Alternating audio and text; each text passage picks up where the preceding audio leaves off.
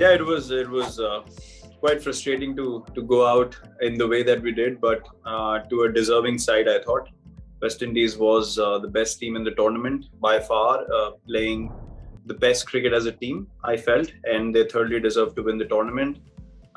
We had a heartbreak in Sri Lanka in 2014 as well, where we lost in the finals, and we lost in the semi-finals in 2016. So that tells us that as far as our T20 cricket is concerned, we've always had a strong side, and now more so than ever, because a lot of youngsters from the IPL who've got experience have now come into their roles wonderfully well and are players who can change the game at any stage. And we have beaten prominent teams in T20 series in the recent past, in very close contests. So we're quite confident heading into this World Cup, knowing that we have a strong side and potentially we could go deep in the tournament. And if we end up being in the knockout stages, maybe go one step further this time.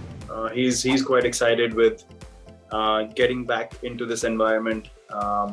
He's always been a mentor for all of us when we were starting our careers through till the time that he played with the team, and now he has an opportunity to continue to do that same work again, especially for the younger guys who are playing major tournaments, early stages in their careers, just experience that he's gained over the years, and just having conversations with him around the game, such practical inputs, such intricate details of where the game is going and how we can improve our games by that 1 or 2%, which always makes the difference when he's in the leadership role in any team. So we are absolutely delighted to have him back in this environment, and his presence will certainly boost the morale of the team even further and give us a lot more confidence than we already have as a team.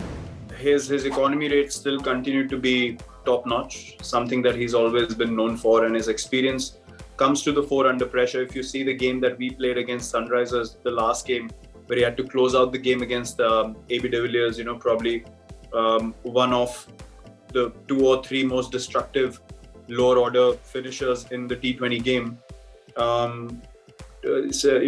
Explained or spoke volumes of what experience Bhuvi brings on the field whenever we play. Just the understanding of hitting the areas according to the dimensions of the field and what balls to bowl at what time. Even the fact that he bowls length so well and so consistently, which is not an easy thing to get away in T20 cricket, especially with the new ball. It's quite an underrated thing. I think his experience and his accuracy has always been priceless for the team, and he's back to being at full fitness, which augurs really well for our team. And I'm sure that with the new ball, he'll definitely get some kind of assistance through the tournament, and whatever little is there on offer, Bhuvi knows how to make the maximum use out of that. So his experience, as I said, is going to be priceless. So one thing that Ashwin has really improved on is bowling with a lot of courage in white ball cricket. If you saw the IPL in the last couple of years, he's bowled difficult overs. He's bowled against the top players in the IPL, the likes of Kohli and power hitters, and not being shy to put the ball in the right areas where spinners can kind of get intimidated by the way Kohli hits the ball and the power hitters in the IPL. But Ashwin believed in his skill sets, and we felt like the way he was bowling and his variations now and the control over pace is something which is, again, a lot of experience, a guy who's played so much international cricket, and now when he's at his confident best, these guys can go in there and change the game with their spells. So hence I think Ashwin has been rewarded for reviving his white ball skills altogether.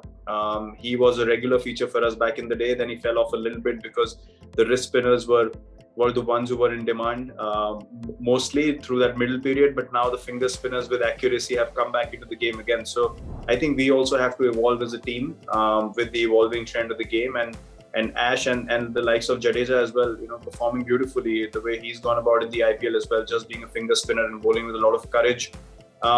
Just augurs really well for the team. As I said, these guys can also be very consistent being finger spinners and know exactly what to do in what situation. I can talk from personal experience. I've honestly never felt so. I've always approached this game as just another game of cricket. I know there's a lot of hype created around this game, more so with ticket sales and the demands of tickets, and right now the value of those tickets are ridiculously high. So that's all I know. My friends asking me for tickets left, right, and center, and me saying no.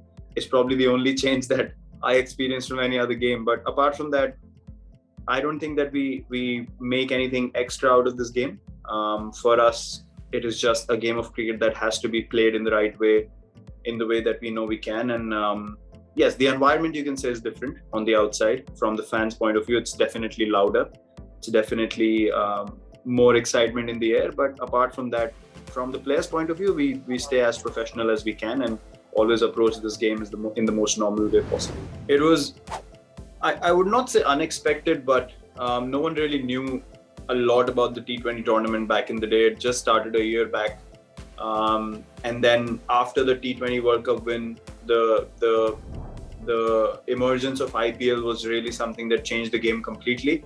But that World Cup, we fondly remember watching and keenly watching this young Indian team achieve things at the world stage. And as I said, everyone thought, okay, it's T20 cricket initially, but then we understood the impact of a World Cup win a few years down the line, when T20 cricket became what it became eventually and what it is today.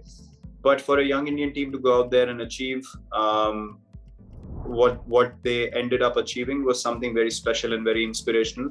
We saw a lot of young guys taking the field and making impact performances. So what that did to a youngster like me was give me extra motivation and gave me more belief that I could also go out there and perform at the highest level at a young age. And I think that was a remarkable achievement by a young leader leading an even younger team to a World Cup title, and very, very happy and exciting. This is obviously my personal point of view. I've always felt that the basics of the game will hold you in good stead in any format that you play. And then it's adaptability. It's your ability to look at your game, even in the most technical manner, and understand how to apply that pattern of your game to different formats. For me, T20 cricket has always been an opportunity to probably, just extend the shots that I play in any other format, and I could reap the rewards of that. Placing the ball in the field, understanding my strengths. I've never been a guy who goes out there and tries to hit the big shots, because that's not my strength. There are guys obviously who specialize in that, and that's their strength. So I've always stuck to my strengths, and as long as I can keep making an impact for my team and play according to the situation, is something that's always driven me forward. And then I think mainly it's that when you're playing the situation and you just want to win the game for your team anyhow, you find ways to do it, whether it's running between the wickets, hitting fours, hitting sixes, whatever it is. You always find a way when you have the desire to make your team win, and then your game adapts to any situation. That's personally been my experience. We decided to back Rahul Chahar for a reason. He's bowled amazingly well in the last couple of years in the IPL, and a guy who bowls with pace. He did really well in Sri Lanka recently when he played as well, and against England at home as well. He was someone who bowled those difficult overs, and we believe that heading into this tournament, the wickets are going to get slower and slower, and guys who probably bowl with a lot more pace, as you saw in the later stages of the tournament as well, were the ones who were able to trouble batsmen, those who didn't probably give the ball too much air. And Rahul definitely has those strengths naturally with him as a leg spinner, and is someone who always attacks the stumps and bowls in areas that potentially can get you wickets at any stage. And that is the factor that tipped that balance over towards Rahul a little bit, not taking anything away from Chahal. I think he's been brilliant when he's played for India, and this was a tough call. That's what picking a World Cup squad is always like. You have limited number of spots, and you can't potentially have everyone fit into that squad. Our ultimate goal is to win the World Cup. I honestly have no idea exactly what's happening on that front yet. We haven't had any detailed discussions with anyone. But winning the World Cup is definitely our goal, like any other team. But I think what we've been able to create in the last 5-6 years is beyond titles and beyond tournaments, to be honest. We've been able to create a culture which I think is going to be lasting a long time, where people want to be the best they can be when they enter the Indian cricket team, the fittest they can be. and that culture we've driven with utmost passion and utmost honesty, which we hope will continue to be the case in years to come. But yes, winning a ICC tournament will definitely be a wonderful moment for all of us, for him as coach, for me as captain. It'll be an amazing achievement, and something that we are absolutely motivated to do so, and we will give everything that we have.